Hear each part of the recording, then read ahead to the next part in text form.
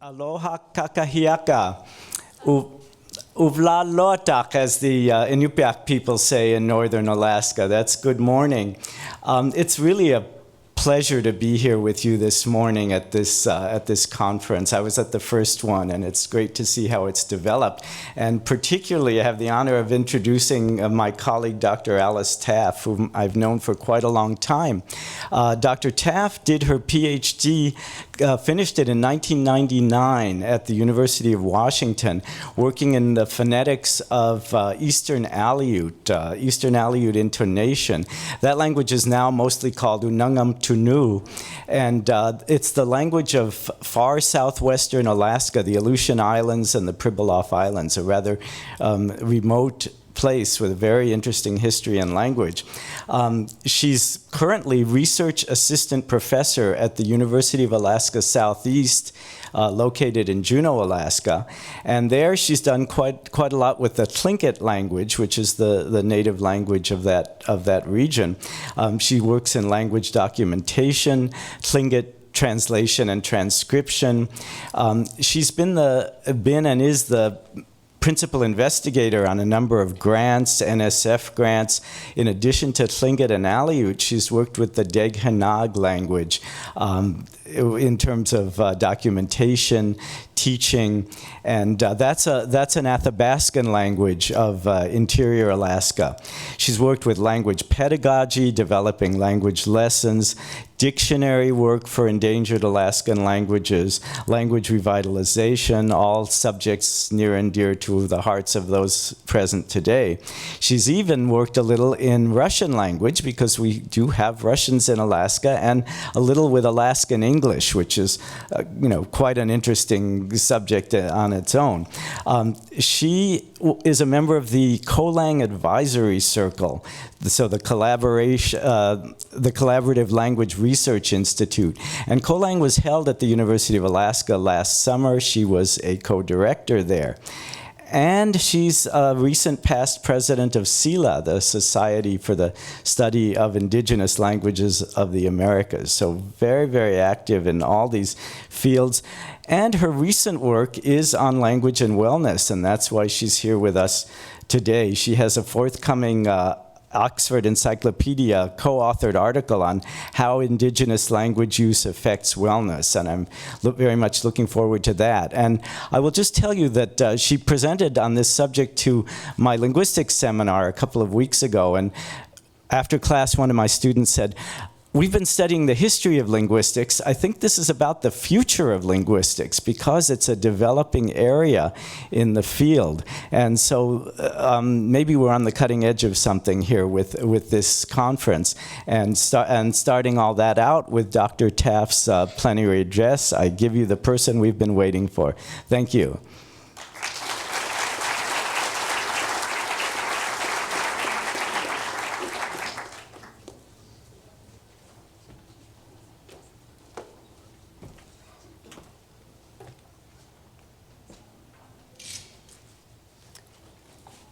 Thank you, Larry, for that introduction, and let me add, Gu.aa hati adi. Thank you all for coming. It's good to look upon your faces, the friends I know from Kolang and Breath of Life and SILA and LSA. Gunaschish Hawaii Kwan Yayagi Ink Yechat Yati Gunaschish Yaan Gaden Yi Satina Ye. Thank you to the Hawaiian people, caretakers of this land, for letting me be here to speak with you today. Sjak Yuchatuasak. My adoptive Tlingit name is Sjak. Dakdeng Tan Nach Chatsati. And my clan is Dakdeng Tan Yelch Ayachat. I'm of the Raven moiety. Gunuschish Andrea Gary and host of thousands for your work in preparing this conference for us. It's a great honor for me to be speaking here with you today. And I'm going to ask you to forgive me for my mispronunciations and my misconceptions, and I'll appreciate your corrections. Aloha. Gu.aa Juan. This is a Tlingit phrase, not directly translatable into English, meaning something like, be of good courage. We've got your back, we support you. I use this Tlingit phrase to strengthen us as we attend to this tragic subject of the ravages to individual and community health by the recent relative to the timeline of Indigenous peoples, the recent effects of language loss. The image here is of Sacht, a powerful Tlingit medicinal plant. This morning, I'd like to share with you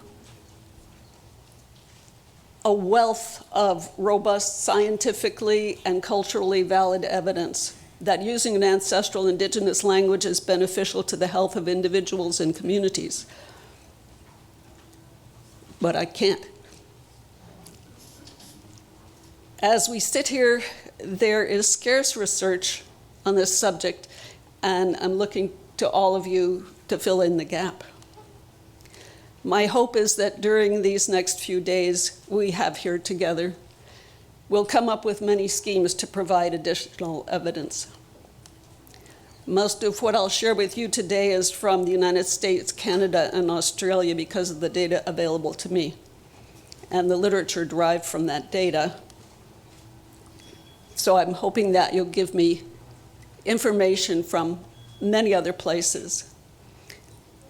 The following here are 3 graphics that very simplistically illustrate the land, people, and culture and language interrelationship. In this image, Indigenous people stand on a disc representing the land they belong to. It nurtures them. It nurtures them with its features and resources, the air, the water, the terrain, the plants, the animals. Vertically are some cultural pillars that the people develop to fill their needs as they live on the land: food, shelter, ritual, place names. Above the people is their sheltering language with some modes of expression, encapsulating their knowledge and ways of living together on the land. This is a healthy community.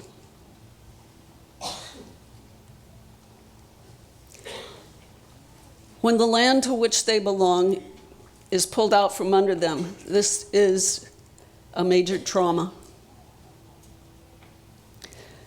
When their sheltering language is pulled out from over them, they experience another trauma. These 2 traumas are sources from which symptoms such as diabetes, alcoholism, suicides derive. Inspiration to pursue the link between language and wellness first came to me from Leanne Hinton's Green Book of Language Revitalization in a chapter that she wrote on the mentor-apprentice process. She wrote, "The positive benefits to the self-esteem of the elders themselves are often notable. Sometimes elders even tell us that they're getting better health reports from their doctors lately, which they attribute to their work with their apprentices." Leanne Gidahan.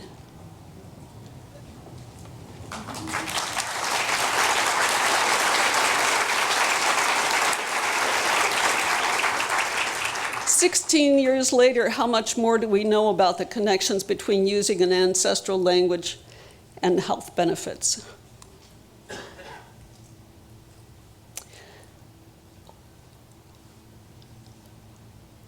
An early article, 2009, Noah McIver, Art Napoleon, and Carissa Dickey's article, Language and Culture as Protective Factors for At-Risk Communities, noted that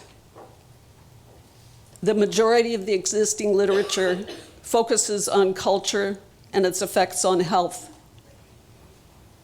Therefore, more studies are needed, specifically on the potential health benefits of indigenous language use. And when I started asking people what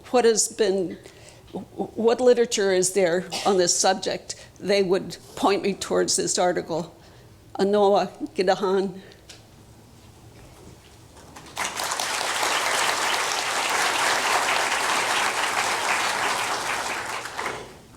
So why is this an important link to establish? To me, I can think of two reasons, and I hope you'll share more reasons with me. One is to reassure language communities that their languages are of value to their well-being. Melvitha Chi, a PhD student, Navajo, reported last January, or the January before that now, to the Society for the Study of the Indigenous Languages of the Americas that in her region, many people in her language community see no use for using or learning Navajo. So the communities are one audience. Another audience is to establish for the general public and funders that investments in indigenous language continuity is an investment in health, and to convince healthcare providers to prescribe language use and insurance companies to pay for it because it's health effective and it's cost effective. So definitions, this is the definition of language that I'm going to be speaking from today.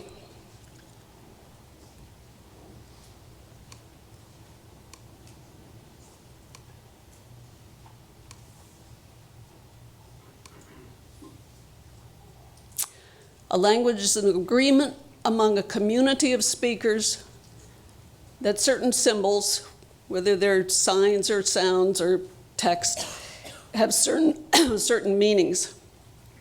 I'd like to acknowledge the origin of this definition, so if anybody knows what it is, please let me know.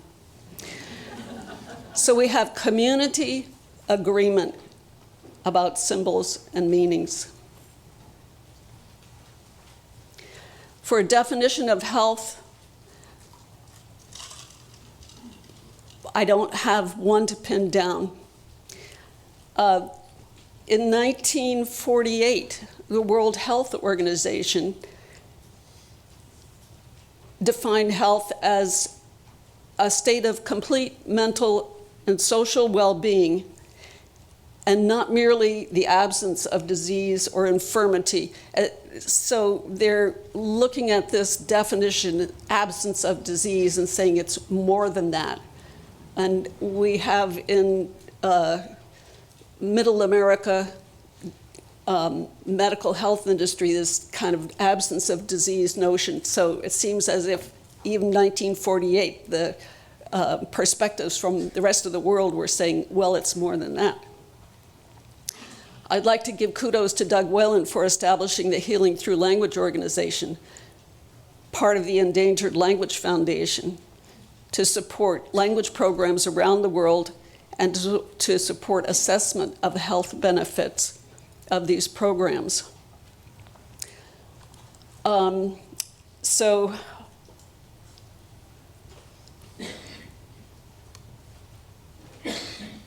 I'd like to have Daryl Baldwin from the Healing Through Language site describe Miamia concepts of health. Here's the site.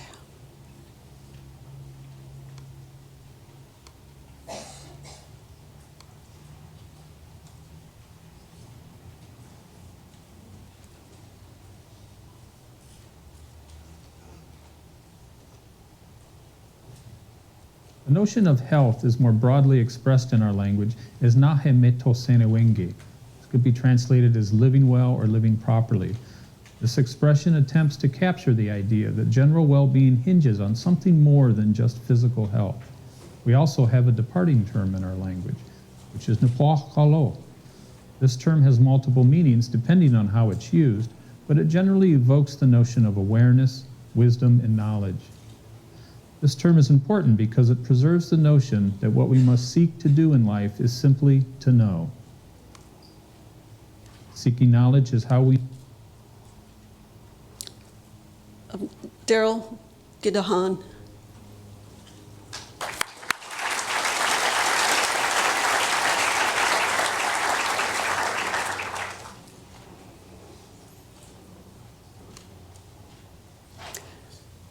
From Australia,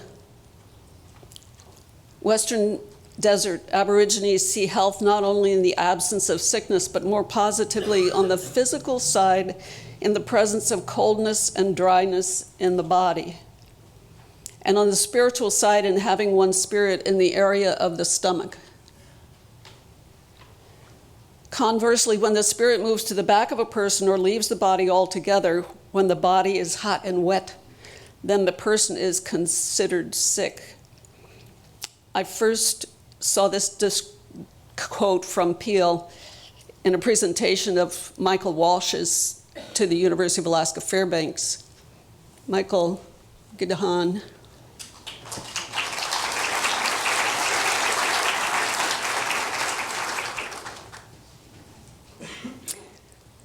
Also from Australia, Aboriginal health refers to the social, emotional, cultural well-being of the whole community, in which each individual is able to achieve their full potential as a human being, thereby bringing about the total well-being of their community. And thinking about mental health, hallucinations do not necessarily imply organic pathology, but operate within a kind of lucidity that not only has mystical and religious dimensions, but also is expressive of the micro and macro politics of a given sociality.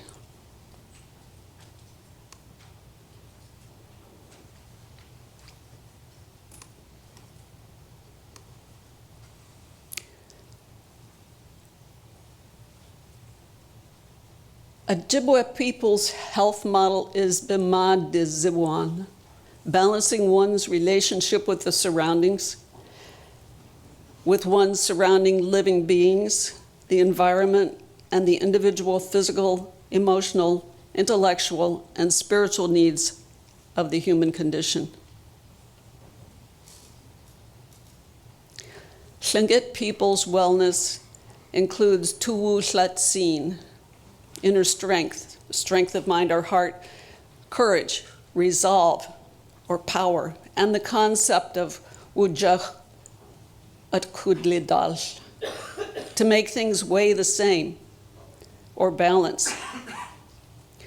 To enable the health and well-being of the whole community, respect is manifested in the balance of reciprocity among clans, individuals, and the environment.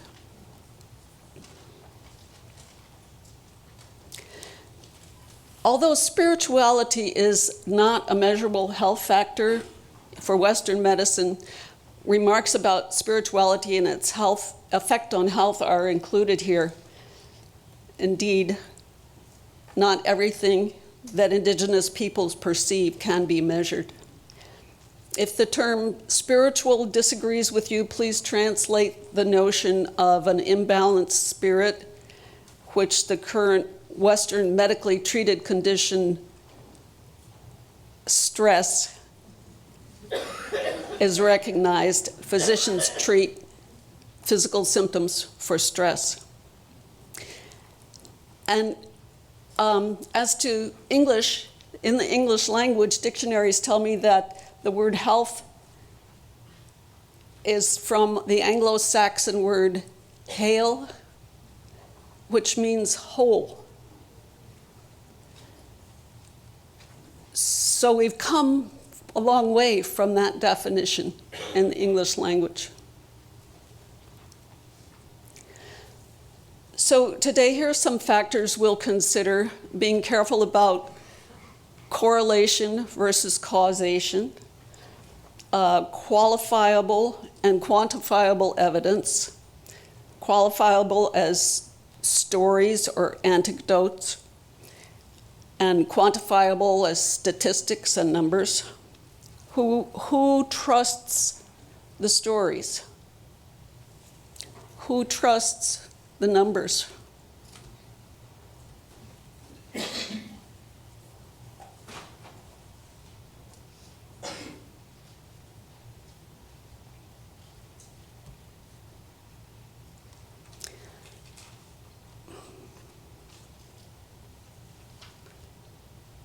Lost my cursor.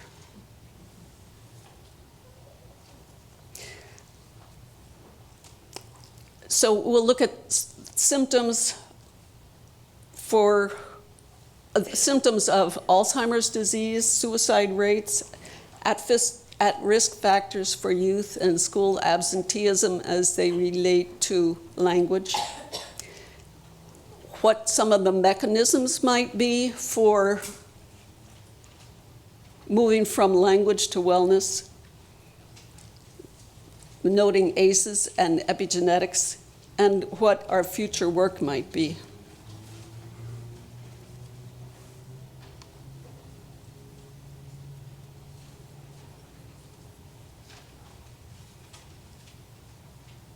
Okay, I need this cursor.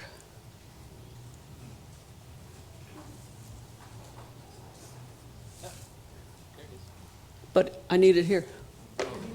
Oh, you need it over on your... Yeah, Where is it now? that's what I'm asking you. Right there.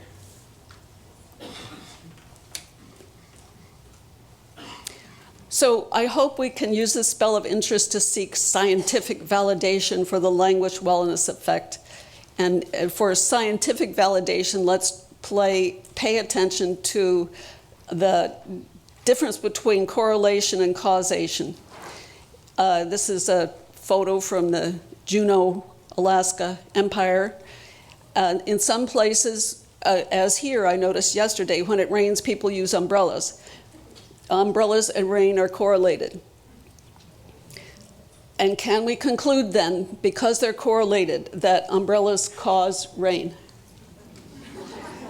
So be careful about that. Gary Holton, writing on the subject of language and wellness, reminds us not to confuse correlation with causation.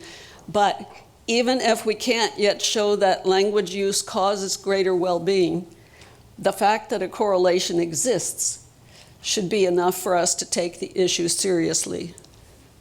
Gary, Gu.aa.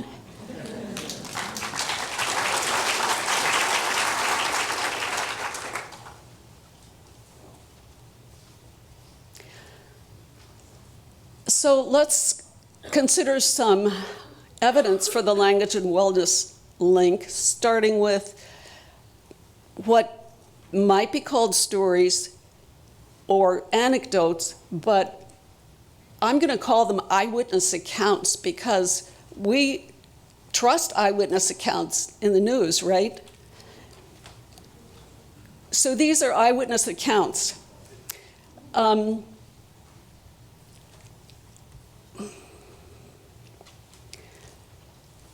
We'll hear from Elena Eagleshield and Tipizuan Tolman, Lakota language teachers, who has seen this film, Rising Voices. So some people here have seen it, and this is a little outtake from Rising Voices.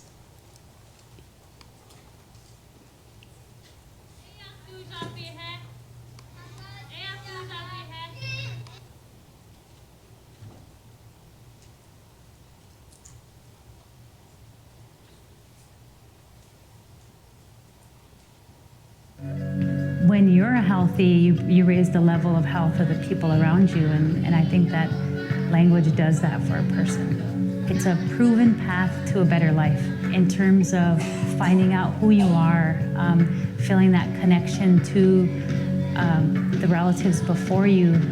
I see huge changes in the kids, and I see it in affect and influence their personalities and identities, because they completely and fully believe that they're supposed to speak their language, and that they're supposed to pray, and that they're supposed to be Lakota people in and outside of the classroom. And so it's amazing to me. They don't even know how awesome they are. They just go to school where everyone's family and they get to speak Lakota. I mean, I don't think until they're older will they realize the full extent of how amazing they are and what they're doing for our people. Our kids walk into our classroom with a sense of security, with a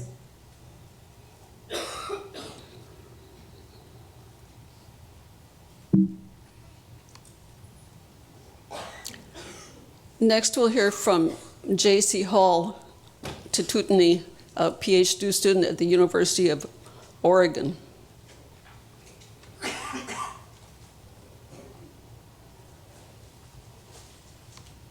Wellness in general, it isn't just physical health. It's mental, it's emotional, it's spiritual. And that having that connection, that core that connects us to who we are, to our identity, helps create that balance. What creates sickness, it's not just colds, it's not just bacteria, it's those emotions, that shame, anxiety. Where do those come from? Maybe spiritual malaise being represented as stress and anxiety. When we target those emotions through language, through these cultural practices, through just feeling balanced and centered, I believe that stress and that anxiety can decrease. I made a commitment for 4 years to not drink because I wanted to be a good language learner, because I wanted to be able to look at my elder and speak to him and not feel ashamed of myself. I'm 33 now, and I haven't drank since I was 20, which I think that's a pretty big sign of wellness. I am working on this language, that I have this responsibility, and if I treat myself badly, I'm treating this language badly. If I treat myself badly, the spirits know. And maybe they won't talk to me. Maybe they won't give me that advice.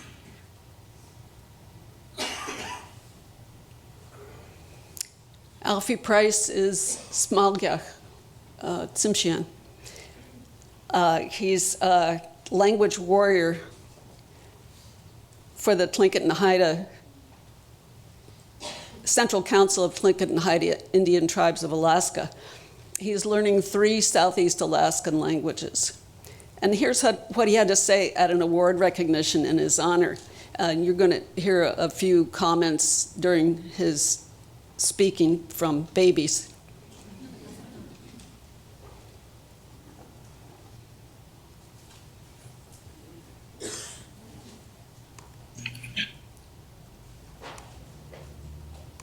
Learning our languages is healing.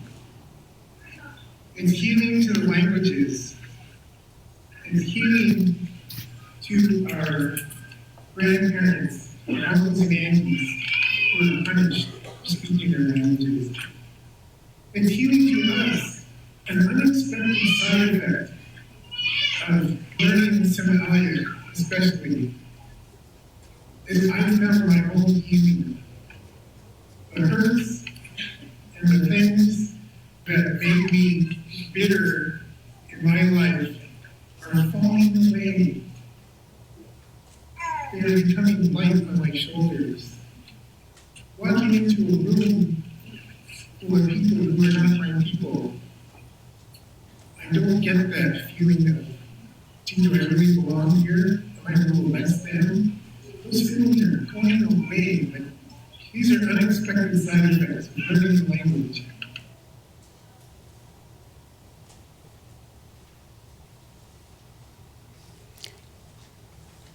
Dale McCreary is a linguist at the University of Victoria. He was reporting at the Language in the Present conference in the fall of 2015, and he was doing what we might call typical linguistics research, translations, transcriptions, documenting, but he can't help but notice a health effect on people he's working with. as they activate their ancestral language. Through the time that I've been working in Klemtu and continuing into Bella Coola, another factor started to figure more and more prominently in my evaluation of what I was doing: health. Now, I won't go into too much detail, but I've had more than one elder show clear signs of reversing mental aging, for want of a better word, having their short-term memories improve, and the like. Beatrice Elliott, in particular, went from constantly falling asleep while recording, constantly forgetting the question or topic being discussed, and her family widely considered her to be going into dementia or already being in dementia, to the point 6 months later, she translated an entire story she'd never heard before in one go before I could even start repeating it sentence by sentence. And she had entirely stopped losing her train of thought while recording, stopped nodding off, was always focused and there. And these abilities had extended into the entire rest of her life, to where her family and friends and those who had known her considered that she had woken up again. So this reminds us to not give up on people who aren't with it at the moment, but keep them engaged and see what happens. I've had lots of people give me other similar stories about people in their communities. So we heard some eyewitness accounts, and let's switch to some quantitative analyses. And because we just heard a bit about Alzheimer's, we'll take a look at an Alzheimer's study. And this research is not specifically about using an ancestral or indigenous language, because I don't have such studies at hand. Maybe people here will be doing them or are doing them. It's about being bilingual, so we can use it in our evidence. Who knows about Bialystok's work on bilingualism? Some.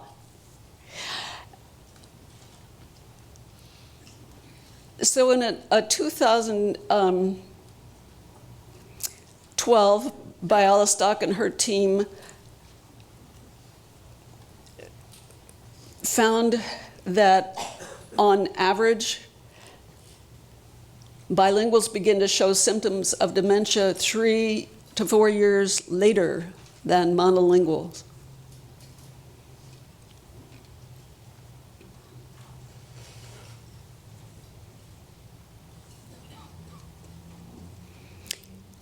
In a later study, a review of bilingualism and executive function, she noted evidence of bilingual advantage in executive function, those skills involving mental control and self-regulation, not verbal skills, but being able to figure things out skills.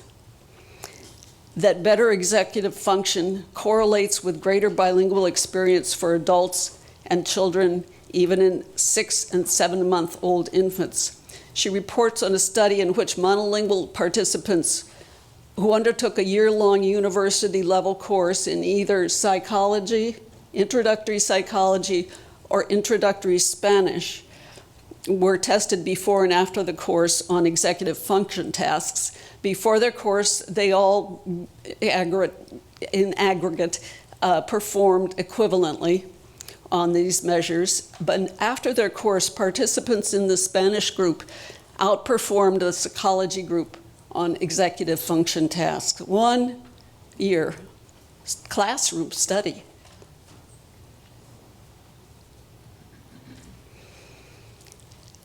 At all ages, the bilingual advantage in nonverbal executive function emerges with more bilingual experience.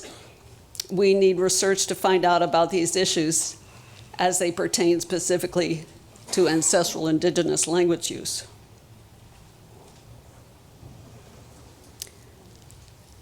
The neuroprotective effects of bilingualism upon the inferior parietal lobule, a structural neuroimaging study in aging Chinese bilinguals. Abu Talabi et al. In 2015. These are not photos from that study. The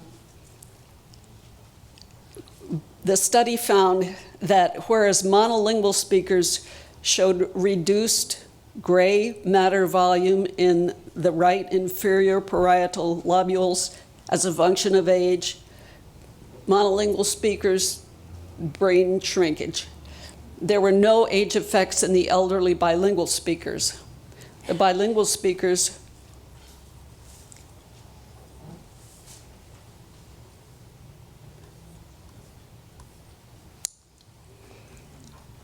compared to the monolinguals showed increased gray matter volume in both inferior parietal lobules. Monolinguals had shrinkage of their gray matter. Bilinguals, their volume was still increasing. So here's that inferior parietal lobule, white matter, gray matter.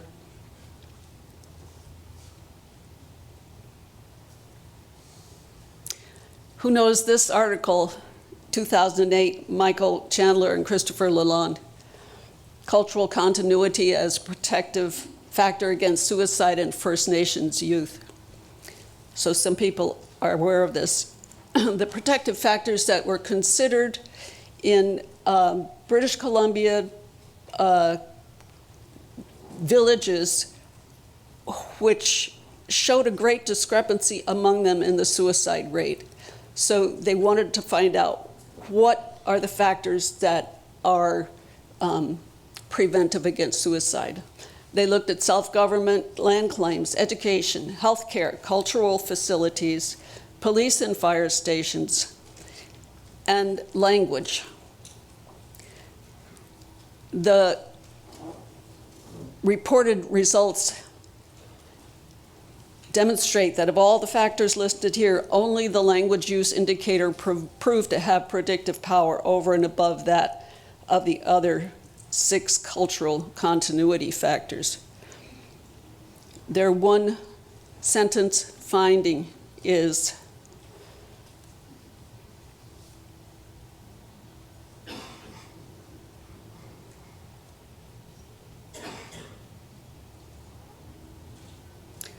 youth suicide rates effectively dropped to 0 in those few communities in which at least half the band members reported a conversational knowledge of their own native language.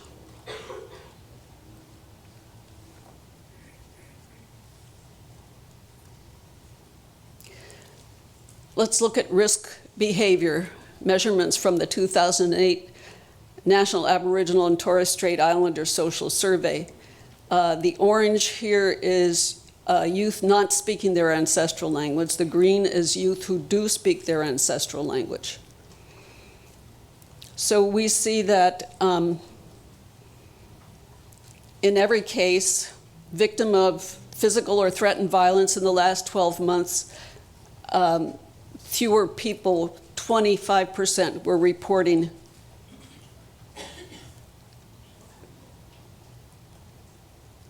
this factor for the speakers, whereas 37% for the non-speakers.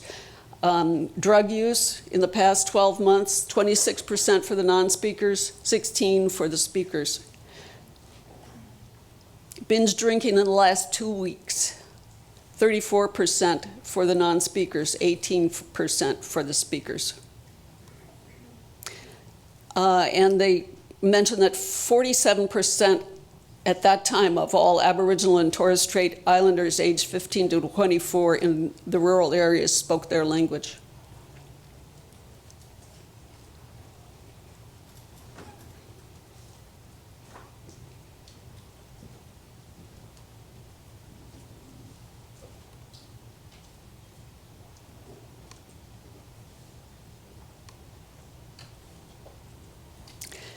Aggregate school attendance records are another take on language and wellness. At Harborview Elementary School in Juneau, Alaska, the Tlingit Culture, Language, and Literacy Program, TCLL, incorporates Tlingit language and culture into all academic teachings in some of the classrooms. on the y-axis here, we have the average number of days missed per student. The x-axis is the school years 2000 through 2008. So the green is all the elementary students minus the native students. And a linear trend line there shows that there's a slight increase in missed days over the 8 years for the non-native students. Blue is the TCLL students. And their linear trend line shows a 26% decrease in average missed days for the first 8 years of this program. The red is the non-TCLL native students, and they showed a 1% decrease in missed days.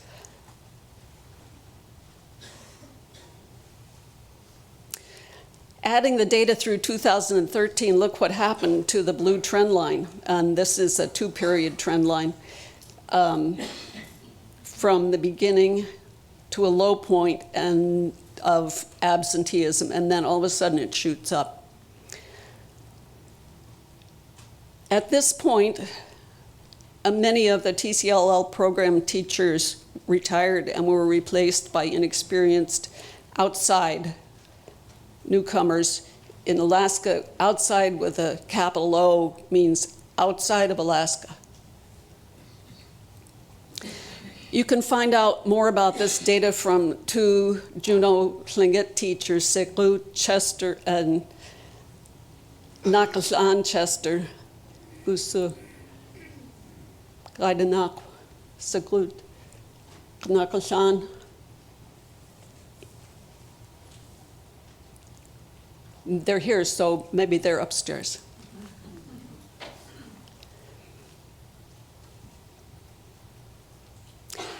In my investigation on the links between language and wellness, I've run into the terms ACEs and epigenetics enough times to want to learn more about how these might factor into the issue. Who's familiar with this term ACEs? This research finds that adverse childhood experiences, that childhood traumas, have strong detrimental health effects in adulthood. The adverse experience factors that are measured on questionnaire are emotional abuse, physical abuse, sexual abuse, mother treated violently, household substance abuse, mental illness in the household, parental separation or divorce, criminal household member, emotional neglect, and physical neglect. A person's ACEs score of 1 to 10 is the total sum of the different categories of ACEs reported by a participant, and it's used to assess cumulative childhood stress. The finding is that ACEs adverse experience in childhood, the childhood traumas, have a strong detrimental health effect in adulthood, and they correlate and presumably cause the childhood traumas, the symptoms of the trauma in adulthood. So here we see the adult symptoms. Study findings reveal a graded dose-response relationship between ACEs and negative health and well-being outcomes across the life course. So that is, as the number of ACEs increases, so does the risk for the symptoms. The stronger the trauma dose, the stronger the resulting symptoms or set of symptoms. But what mechanism can take us from childhood experience to adult illness?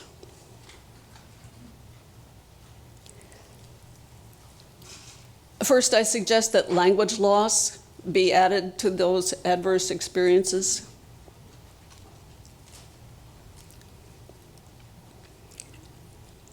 Who's familiar with this term, epigenetics? Are there any epigeneticists in the house? Well, I'm going to tell you everything I know. It's going to take about a minute. So I really hope that we'll get more work done on this. Epigenetics, correct me if I'm wrong, is the study of an additional layer of instructions that control how our DNA is interpreted. That is how the genes are controlled and expressed. So epi means outside, like epidermis is the outside layer of your skin. And this picture of DNA, we're all familiar with that kind of thing. So a gene on the DNA string, a gene is on the outside of it, proteins, chemicals can attach and turn the gene off or on, change the way it functions.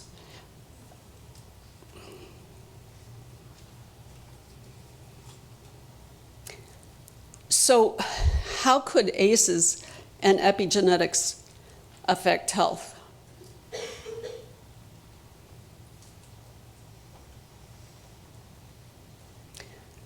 This story starts with the language community intact. Then invasion comes along.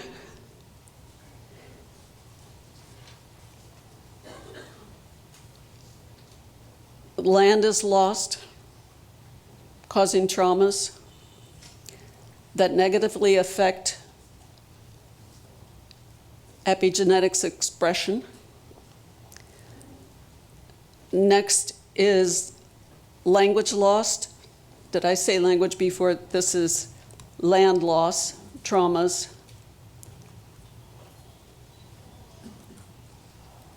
Then language loss, the general history, creating more childhood traumas that negatively affect epigenetics, leading to poor health symptoms in adulthood. The epigenome is inheritable, creating a cycle of generation symptoms from ancestors' traumas.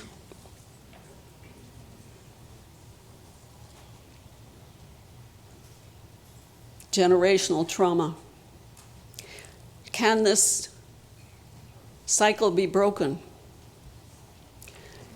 In a 2016 article by Gu.aa et al., the potential of environmental enrichment to prevent transgenerational effects of paternal trauma suggests that negative epigenetic effects are reversible by an enriched environment.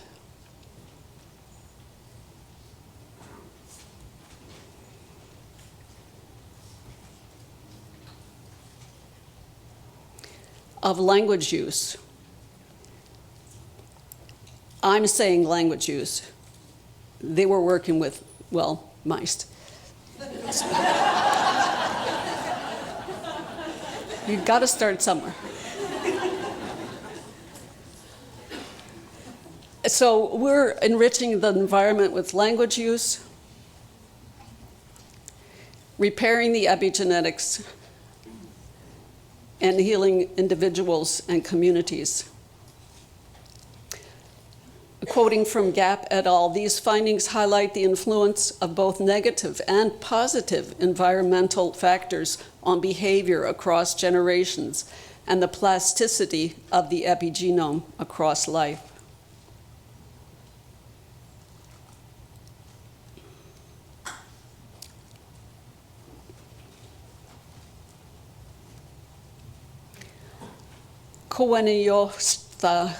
Nicole Martin is a teacher of her Mohawk language. Here's her eyewitness account of trauma, epigenetics, and healing. There's some traffic noise during this outdoor recording at Kolang last summer.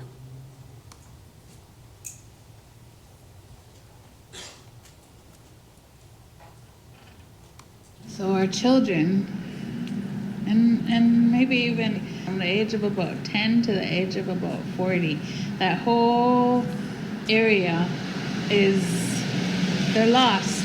They're completely lost. They got no roles. We've always had roles as a society. We've always had those responsibilities. And when we don't know those responsibilities, then we feel like we don't fit in anywhere. What do we do? So we just kind of exist. If you know the language and the culture's tied into the language, then it explains all that. When it comes to adults experiencing relearning their language, it's a connection that is so deep rooted and so like, to the core. It touches their core and they get so emotional. Like it's just unbelievable how emotional one can get when they're able to speak their mother tongue. It's like our bodies, our blood memory remembers all that. And sometimes it's just like, it opens the floodgates for dreams. It opens the floodgates for emotions, like generations just all bottled up inside of people sometimes that just cannot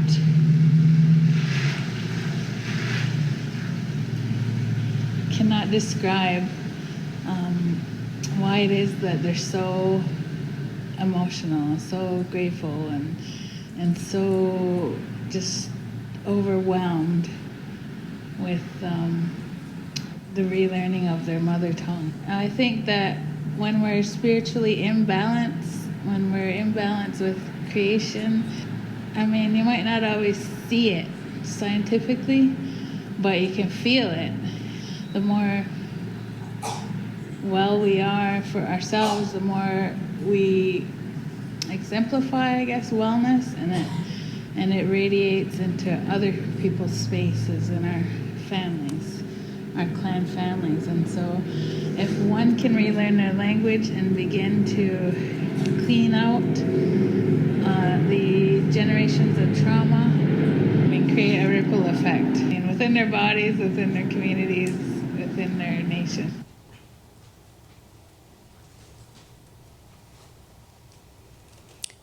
So we've looked at the evidence. What can we do next? I hope you'll have lots more ideas about this.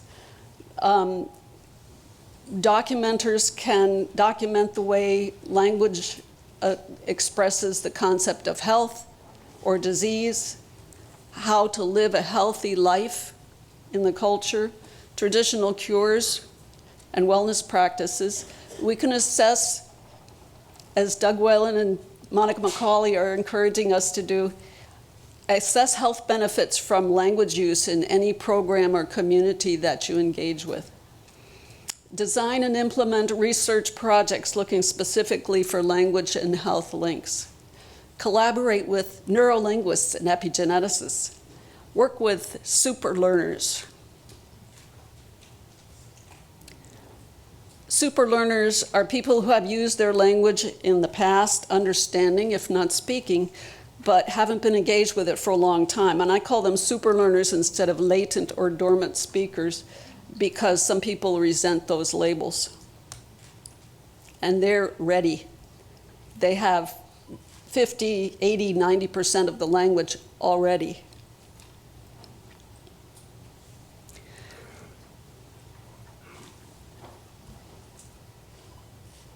So at a 2013 conference in Juneau, Alaska, Annie Johnston Tlingit, super learner from Tesla in Yukon, answers the question, does using my language affect my health?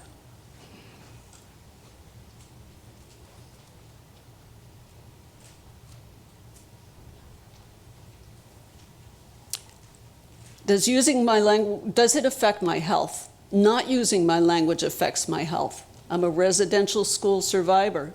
I was taken when I was 5. The elders in my community say they remember me talking, even if it was just Tlingit baby talk. But that's all I spoke. Didn't take long for me to lose it. To speak in public is very hard. And I talk with other residential school people. Some of them are fluent speakers, they speak. But there's others like me that understand but don't speak. And we talk about what happens when we're trying. You get that lump in your throat, your stomach starts churning, and all the other emotions that come in there. Can we heal along with the language? I think we can. Can we heal in the language? We can. Because to me, the most powerful thing, when I look at my elders, I look at my auntie and I can tell her, Ich sichhan. Here's a pop quiz. This June 3rd, 2016 headline in the Canadian press, Justin Trudeau is quoted as saying, "Restoring Indigenous language is key to preventing youth suicides." Where might Trudeau have gotten this notion? From, you knew the article, Chandler Lalonde. But based on this knowledge, what action has his government taken? That was in June. This is March. Does anyone know? So we have an answer here, and you can help us out during the question period or at another time and let us know what's happening in Alaska. Canada. Gonna change. He just visited the United States, that's all he did. Oh, he trip south. Okay, here's a model for action. Hawaii State Senator Josh Green is sponsoring SB 2 right now to have insurance cover housing as treatment for chronic homelessness, which leads to poor health outcomes. His figures show that housing as a treatment for health factors resulting from homelessness is money well spent.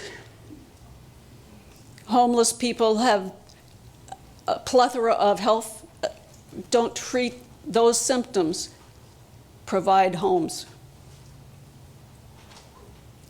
So your state legislature, SB 1, will say, beginning January 1st, 2018, this bill requires all health plans in the state, including Medicaid managed care programs, 2018, to provide coverage for the treatment of language loss.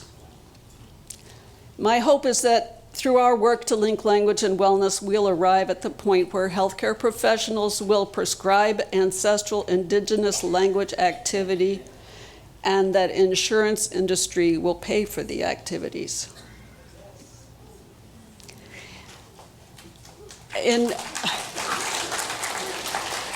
Any insurance executives here? State legislatures? 2015 Chandler and Dunlop article, Cultural Wounds Demand Cultural Medicines. If suicide prevention is our serious goal, then the evidence in hand recommends investing new monies, not in the hiring of still more counselors, but in the organized efforts to preserve indigenous languages, to promote the resurgence of ritual and cultural practices, and to facilitate communities in recouping some measure of community control over their own lives. Cultural wounds demand cultural medicine. I suggest that active language continuity transmission of indigenous languages in the communities can be this medicine, that support for language continuity activities should be among the immediate and long-range remedies for cultural ills, that alongside supporting and prescribing community language continuity activities, healthcare researchers can collaborate with the communities to research and document possible health benefits to those actively using, from health benefits to those who are actively using their ancestral indigenous languages. President Obama wrote, "Change is never easy, but always possible." he quoted Martin Luther King Jr., "The arc of the moral universe is long, but it bends towards justice." Obama goes on to say he's right, but you know what? It doesn't bend on its own. It bends because we help it bend that way. Our language is medicine. Gu.aa hayukatangi. Use our language as medicine. Nak shlayech hayukatangi. So while we have light focused on the ICLDC theme, linking language and well-being, let's make a big push to provide evidence that this is the case. You remember, Iguay Juan, be of good courage. Gunaschish.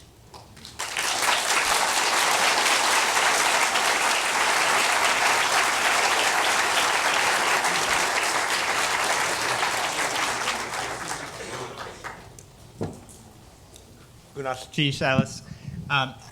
I realize that we're getting close to 11 o'clock, but I want to make sure people we get to hear from you guys and have time to address questions to our plenary speaker. So don't worry, we'll adjust the schedule a little bit if needed, but at this point we'd like to take questions from you guys, and also if you're upstairs watching in the remote sites, please contact, if you have a question that you would like to communicate down here, you can contact the organizers in each of those rooms and send your questions through them.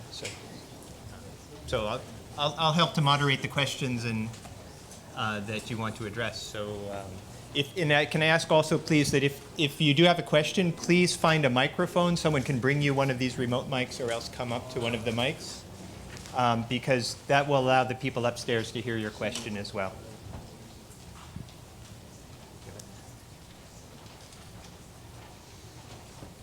Can you make sure that's, yeah, why don't you start here? Yeah.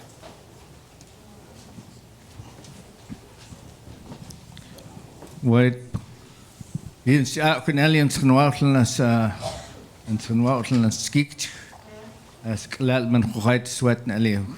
Kolbinst kan haas Jan Tam am malamnt as en het kolmocht het mich is nu in saakes nu contels en ali sklitens kochas urks en ali en jitkus kochas helms as golaent wacht. I'd like to say that I'm honored to be invited into the house of the people of this land so that we can talk about how we can strengthen and bring back our medicine. And I'm honored to be among so many of us here that are concerned about strengthening our medicine. Yes,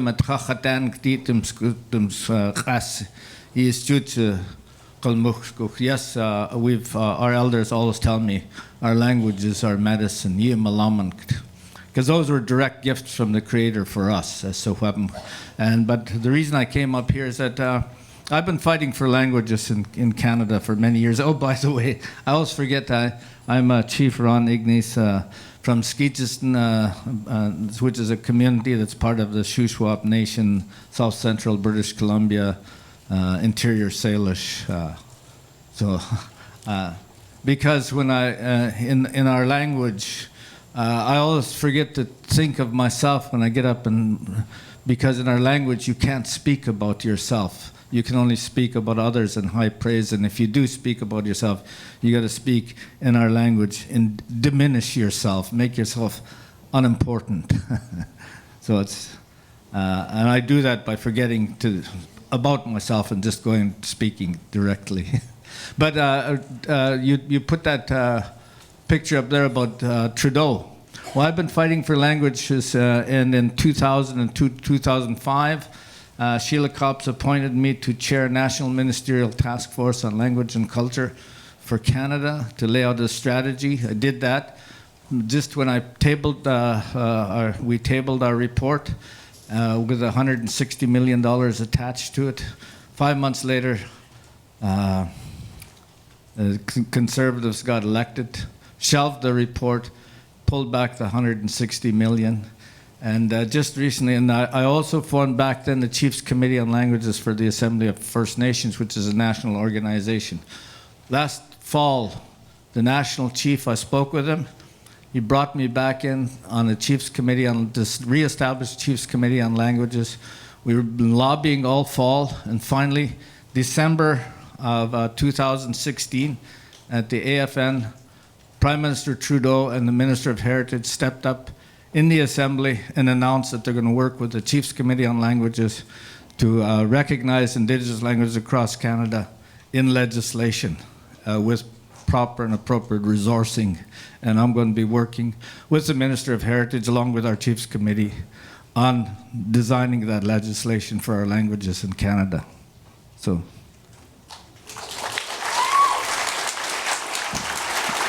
Goodness, sheesh. Thank you. Saya sak gwenes gwych I tyneitin ar masgwym.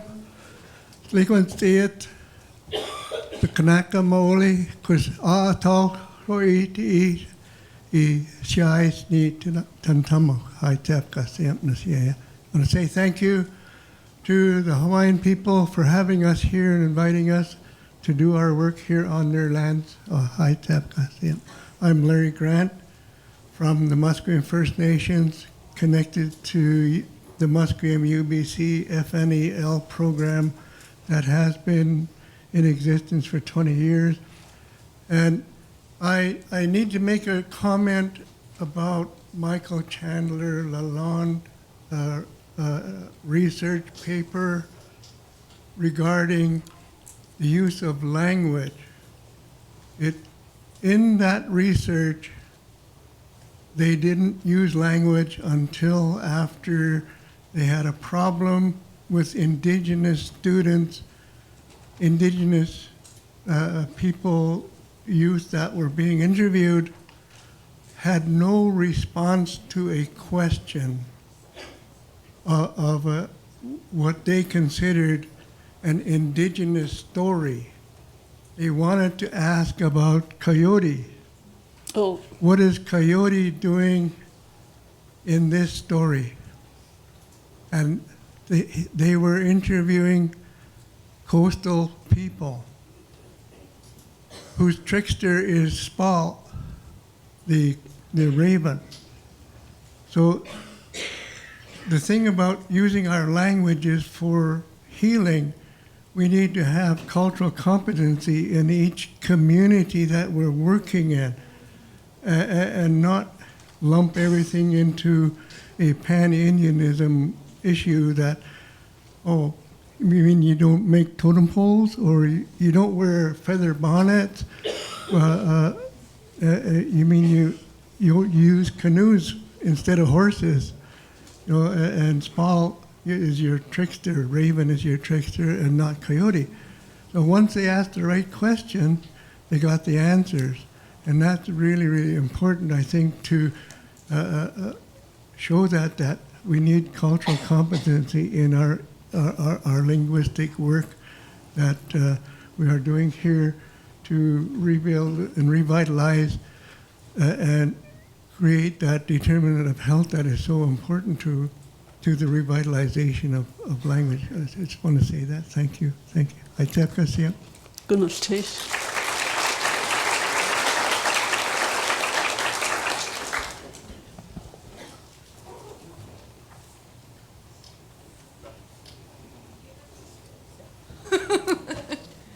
Megan Buchanan Kiatsi, Yanarist Kwa Iwaito Kutai.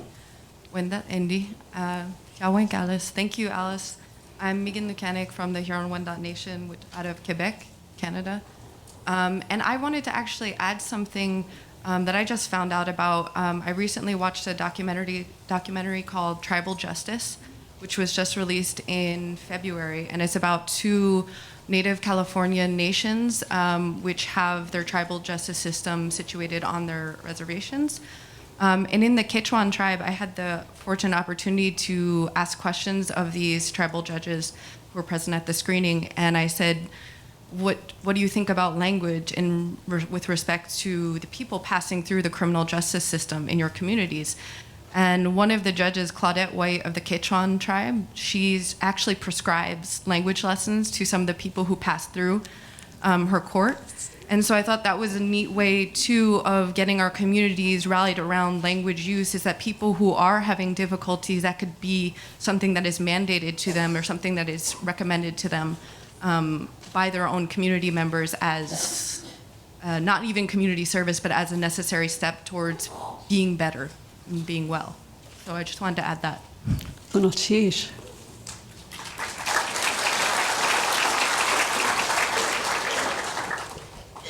So I'm told there's no questions waiting upstairs, so we'll continue down here. I'm not sure who was next. Evan? Hello, good morning. My name is Evan Gardner, and I had a question that maybe everybody here knows, and I don't know, so please fill me in. But is there one thing that happens a lot in the communities that we visit and work with? A lot of the funding comes from health organizations, either drug prevention, tobacco prevention, diabetes, whatever.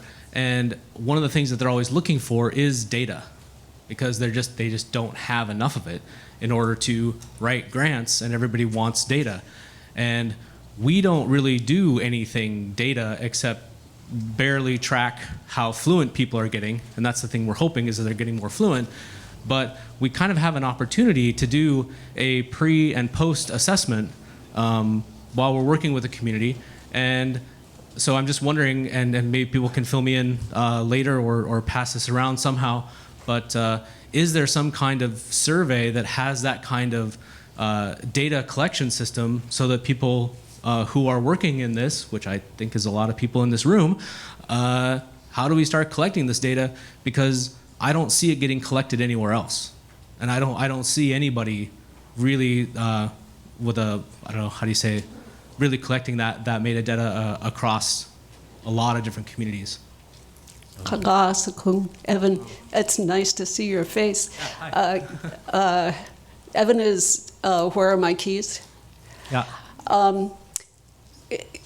In the communities, the health, in many cases, it is the health facility that knows that language is going to have a connection. Umbrella in the far-off places, I don't think they know, but the communities do. And I would say, Gu.aa Juan,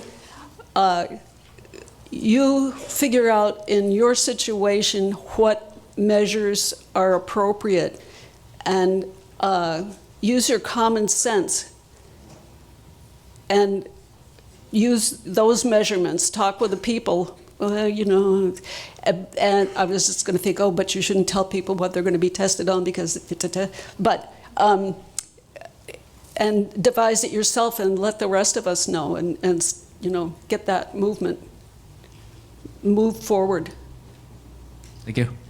So I just want to reassure everyone, we're going to postpone the start of the workshop and talk story sessions until 11:15. So we're going to take a few more moments for questions, but you will have time, you will have a break to use the restrooms, to get some coffee or something in between. So don't feel like you have to run away just so you can make the 11 o'clock start there. But so we'll continue with a few more questions and then a few announcements. So I'll continue with this young man in the middle here. Utlasish Timothy Masu, his dakshit tlaokwet, hayat yutlutlat, Nuwiaksu Trent Masu, Uish Umiaksu Jesse Masu. Hello, my name is Timothy Masu. I'm from Tlaokwet, but I live in Utlutlat territory. My parents are Trent and Jesse Masu. I'm from Canada. I live on the west coast of British Columbia. I want to say that that we need respect for our language, and we need respect for ourselves too. If we have respect for our language, we won't have suicide, and we won't have alcohol abuse or drug abuse. And if we get respect, we can move our language forward, and our language can grow instead of where it is right now. So, chew. Sure. Timothy.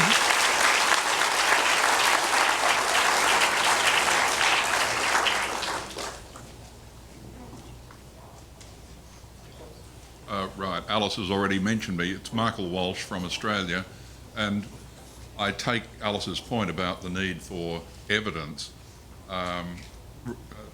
causation and so on.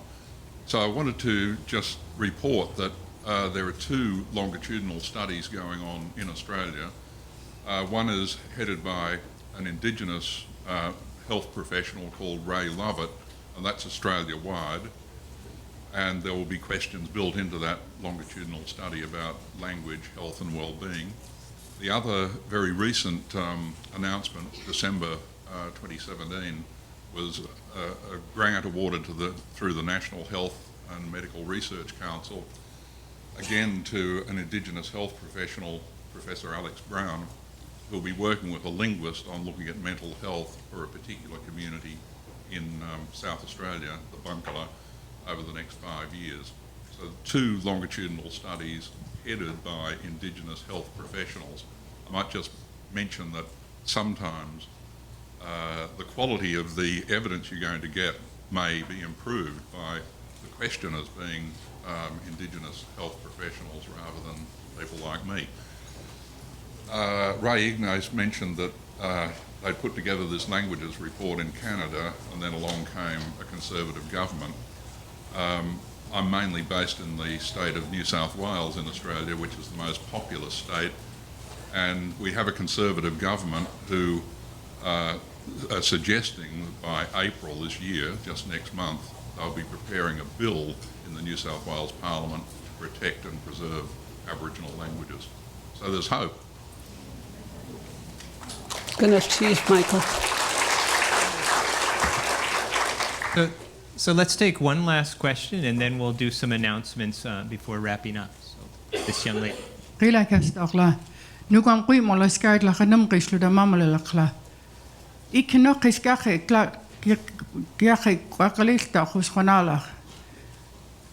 My name is Vera Newman. I'm from the Numgis and the Mamalelakla of British Columbia. I wanted to stand up after Larry spoke about, if we have.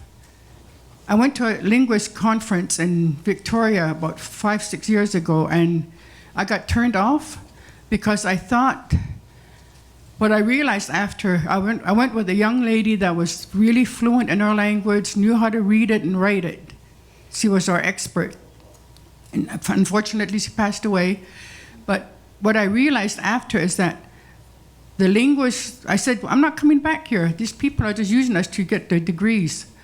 And because one of the linguists was arguing with an old man that he was working with from the Coast Sailors, and I thought, I'm not coming back here. So when a young man, even though he didn't speak my language, the young man that spoke just now, spoke in his language, it brought tears to my eyes because I realized that what I did then is go back home and got useful because I'm a fluent speaker of Kwakwala. And what we're doing now is with the Sinala team, a research study team. Sinala in our language means to be whole, physically, mentally, emotionally, and spiritually. And we're working hard, and what it does for a person my age to hear our language being spoken is so wonderful to hear that young man get up there and do that. Now we're having our kids in our schools getting up to say, Gu.aa, I am. Gu.aa, I am. Because for many years we weren't allowed to speak our language. Our culture was taken away from us. So I just want the people that are learning about who we are to remember that. Don't think you already know it all, because we're the people and we're the ones that know. So, but listening here today fills me with hope that we can work together, because we've proven it. Because the people that we've worked, a lot of times I mistrusted people that are not our people. But what I realized that we've proven that we could work with non-Indian people, like we have with Helen Brown. She totally respects what we do. She does the work there in the University of British Columbia, and we do the work at home, the three of us. And I know that we can find people that we can work together, and then we could do stuff like this. But I want people to remember that respect what that young man just said, respect what we know, and let's work together. And I needed to say that today. Let's not just use it to get degrees, linguists. Rila Kessler.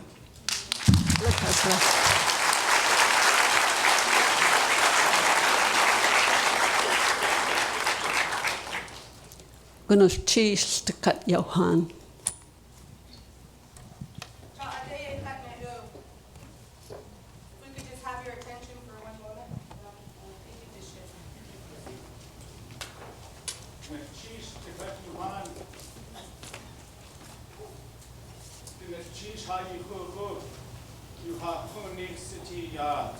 Dr. Taft, Ajaya Tunak Kinget Hasati.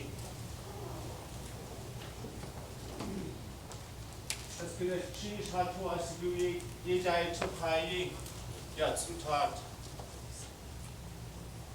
Thank you for everyone for being here. We just wanted to say thank you to Dr. Taft, our friend and relative, Ganesh Chish, for having us be a part of this program. Wuchkanach wutu da'adi katu shik'enujin. When people gather together, it lifts our spirits. Wuchkanach wutu da'adi katu shitzinujin. When people gather together, it strengthens them.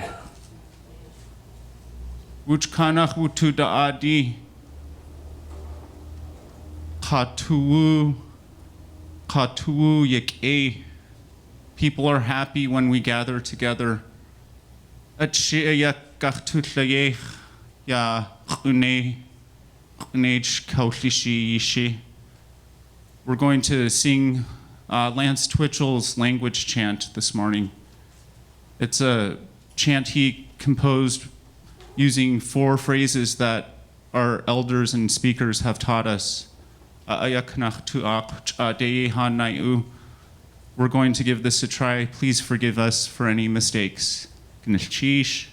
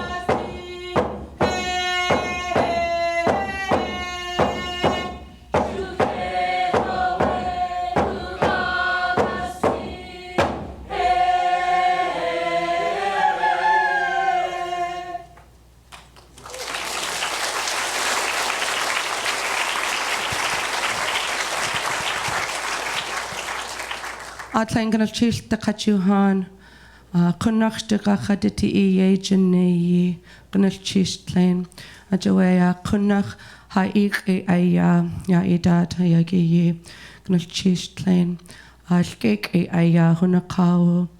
My name is Alkeke, and I would first like to offer our gratitude to Dr. Alice Taft for all that she's done in bringing wellness and language to light and sharing. She works a lot within our communities and with our grandparents. Secondly, we would like to say Ganesh for our invite.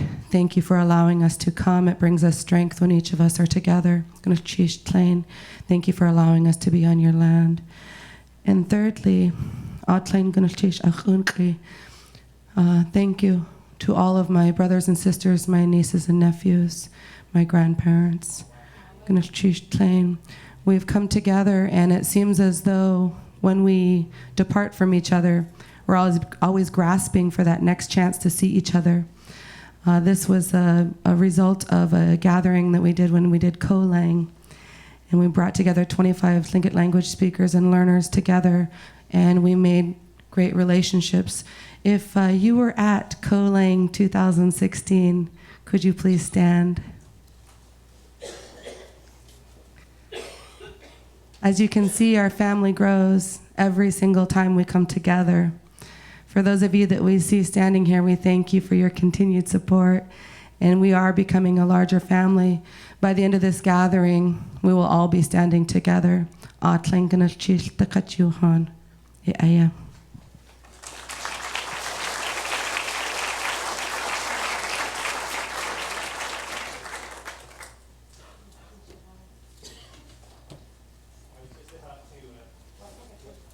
Just about to thank Alice, and I don't think I could have done it so well. So once again, let's thank Alice for her presentation.